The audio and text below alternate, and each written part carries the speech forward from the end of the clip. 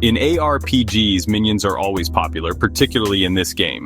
Their health and damage output can be developed independently of the character's stats. While some players take a more conventional approach, others occasionally tie in their armor stats with a few particular minions. It is possible to create a variety of minions for various masteries. This video lists 5 powerful minion builds in Last Epoch Season 2. Since the last Epoch beta, the Fire Wraith army has endured, and it continues to do so until 1000 Corruption Echoes. 2 idols that grant the chance to summon a Fire Wraith when you cast Summon Wraith, Affix, as well as volatile zombies, Dreadshade, Drain Life, and Transplant, can activate the build. The primary items for this build include Aberrant's Call Scepter, Exsanguinous Body Armor, Bone Claimer Barbute Helmet, Death Rattle Amulet, Last Steps of the Living Leg Piece, Phantom Grip Ring, and Ambitions of an Erased Acolyte Relic. Call forth the Wraiths, use Drain Life and Dreadshade, and then let your minions handle everything. Totems are minions that can do nearly anything a player requests, including harming enemies and healing allies. The Primalist class and the Spriggan form of the Shaman mastery make for one of the most fulfilling totem builds. Spriggan's Thorn Totem has the ability to both heal and deal a great deal of damage to adversaries.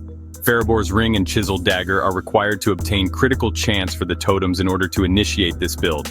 Obtain Death Rattle, Stormcarved Testament, Iterra's Path, and Legacy of the Quiet Forest. The Wraith Lord Minion is another take on the Wraith army, but only this time players are going with one big minion, rather than an army. The Wraith Lord's Harbor Helmet, which spawns a Wraith Lord that benefits from the standard Wraith Lord skill tree, is the main component of this build. Death Rattle, Last Steps of the Living, and Exsanguinous are additional unique items. Minion necrotic damage is scaled off by the Wraith Lord's damage. In addition to Transplant for movement, the Wraith Lord can use Dread Shade and Infernal Shade during combat.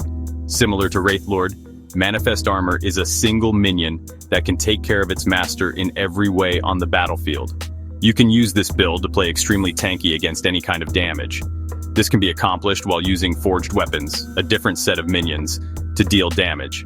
Together with Manifest Armor, Forged Weapons can be used as minions, causing the Forged Guard class to retreat and enabling its minions to deal damage and take hits. Death Rattle, Phantom Grip, and Coat of an Erased Sentinel are a few essential items. Finally, legendary gear pieces should have affixes like physical damage and minion melee. The last minion build on this list is the Ballista Falconer. Although the rogue class is not well known for belonging to the minion club, the Falconer modifies the way a player can approach a build. The minion tag is boosted by a number of passives because of the mastery's Falcon minion. Ballista just so happens to be a minion, gaining the benefits of any minion affix you put in the gears. Since the build is based on a Falconer, players can use 2 minions, and the Falcon can be implemented in the build. Bone Claimer Barbute, Death Rattle, Zuriel's Hunt of Acid, Uithrin's Stand of Authority, Kestrel of the Fox, Melvern's Writ, 2 Phantom Grip Rings, and Orion's Descent are a few suggested items. Thanks for watching. Be sure to like, share, comment, subscribe, and don't forget to turn that notification bell on to get all future updates.